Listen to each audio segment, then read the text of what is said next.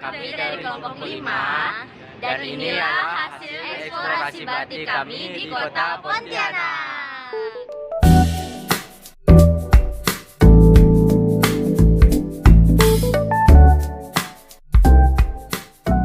Kalau mendengar kata batik, apa yang terlintas di benak kalian? Kalau mendengar kata batik, apa yang terlintas di benak kalian? Kalau mendengar kata batik, apa yang ada di pikiranmu? Kalau mendengar kata batik, apa yang paling terlintas di pikiranmu? Kalau mendengar kata batik, apa yang terlintas di benak Anda? Kalau mendengar kata batik, apa yang terlintas di benak kalian? Yosi dan aku bakal kasih tahu kalian tentang sejarah batik secara singkat di Indonesia. Batik adalah salah satu warisan Indonesia yang telah ditetapkan oleh UNESCO sebagai warisan kemanusiaan untuk budaya lisan dan non-Bedawi sejak 2 Oktober 2009. Sejak saat itu, di Oktober diperingati sebagai Hari Batik Nasional.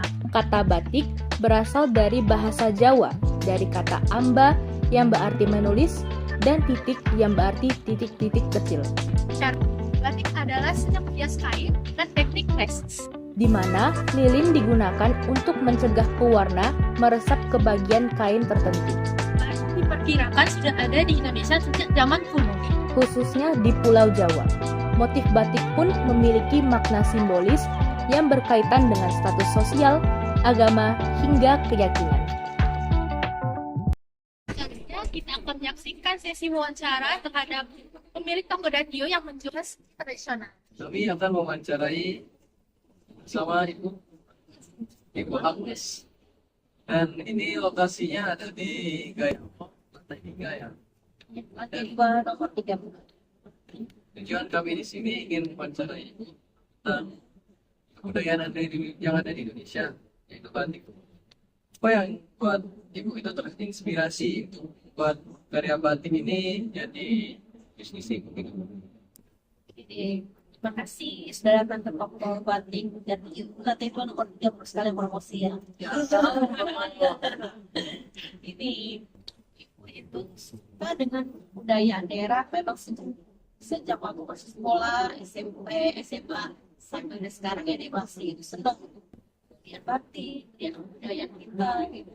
Kalau pengennya ini gimana ya kalau batik itu tidak hanya orang tua yang pakai, anak-anak muda juga bisa pakai gitu. Jadi bekerjasama dengan beberapa orang desainer, kami buat batik yang khususnya ke orang tua kita, jadi anak muda bisa pakai. Berarti memang benar-benar sini didesain oleh desainer profesional.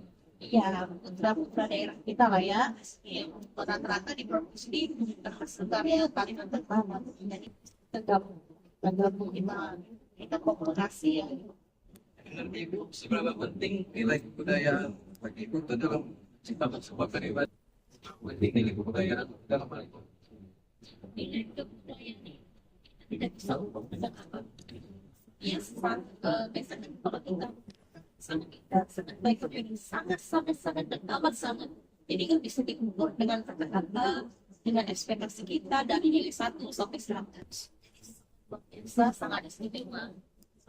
Berarti kebudayaan itu memang nggak bisa diukur. Tidak bisa. Sangat luar biasa. Ya, amat sangat. Menurut Ibu sendiri, yang ada di sini itu motif-motif apa sih? Yang batiknya itu dari daerah mana aja?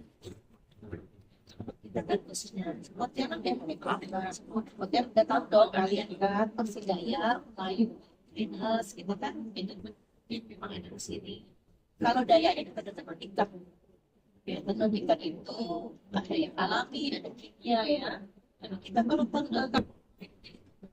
penuh sompet namanya. Kalau untuk China sendiri yang sang itu Batik-batik yang apakah ada cerita atau dan khusus di setiap batik yang Ibu hasilkan atau itu juga? ya, jadi gini ada setiap kain yang dibuat nggak pernah Ibu aja ya, tapi saya rasa seluruh pengrajin itu yang pernah dan harus motifnya tuh menciptakan hal-hal yang macam yang mereka itu ada yang berbahaya lah, atau ada mereka yang berupa makna siapa yang mereka tidak menemukan sendiri, mereka pastinya gambar budaya biasa kata Jadi mereka datang itu seperti batang lapis, jeruk. Jadi macam-macam itu pasti ada budaya, ada seni, ada cerita di dalamnya. Kalau boleh tahu proses membuat itu menjelaskan pertemuannya sekali lagi. Ya, kalau motif, kalau kita jelas itu berdasarkan terus tentang daya itu ada dua motif sekolah di sana. Jadi ada dari terbuat dari kimia dan warna. Kalau warna alami itu jadi benar yang tentang apa sih? Ambil warnanya dari biji karen, tendong pada.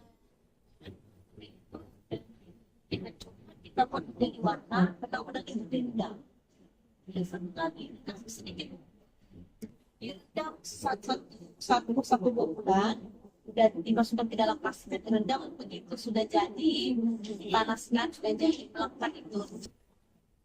Sudah dijemur sampai dikering, barulah dipintal.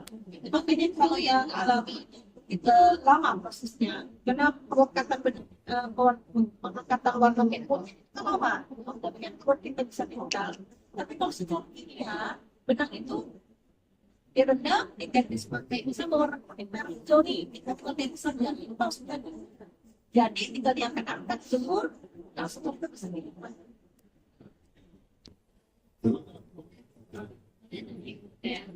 Kami jalan-jalan terus mengenalkan ya, terus boleh banget. Terima kasih lagi. Ya, ini teman alami. Alami, pewarnaan alami dari kebutuhan, dari rotan segar, dari biji karet, sedikit dikasih bumbu, nanti menghasilkan warna seperti ini. Nanti, kali ini kan ini saya bilang kan ini pakis. Menutupnya ini beras. Jadi beras itu menutup segala temuan melambangkan kita memulai sesuatu dengan beras atau nasi ya. Menutup juga dengan nasi seperti itu dengan motif padi. Ini alami. Kali ini tenun soket Melayu Sambas. Ya. Ini juga lumayan ribet ya karena ditenun gitu kan. Benangnya ada benang emas, ada benang emas, ada benang perak, macam-macam motifnya banyak macam. Ini alami itu? Bukan, ini kimia. Perbedaan kayak antar suku atau daerah tuh rasis banget ya Bu, kayak daerah tuh. Iya. Tuhan kalau ini beda banget Iya. motifnya. Iya, mereka biasa berdasarkan bunga apa gitu mereka cerita seperti itu sama itu. Oh, ini apa? Sama, tenun Sambas juga. Nah, dua motif. Setiap motif batik yang sudah ada dari dahulu kala memiliki makna filosofis yang mendalam dan seringkali mencerminkan nilai-nilai kehidupan, ajaran spiritual, dan harapan masyarakat. Untuk kali ini, kita bakal bahas motif khas daerah Pontianak, yaitu corak insang. Motif corak insang mengambil inspirasi dari bentuk insang ikan dengan garis-garis lengkung yang mengalir lembut.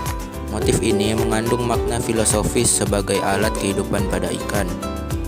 Bagian dari kehidupan nelayan sebagai ungkapan rasa kecintaan kepada alam dan lingkungannya.